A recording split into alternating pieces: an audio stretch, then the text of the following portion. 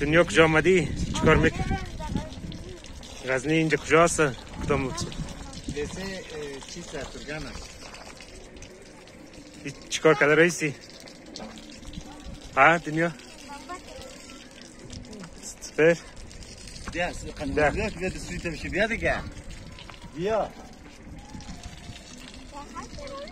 یعنی لسه پسرانه شهید عباس درگان سال تأسیس 1342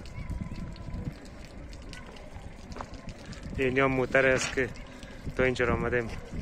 امروز پنجشنبه سوم میزان سال 1404 اینجا ولسوالی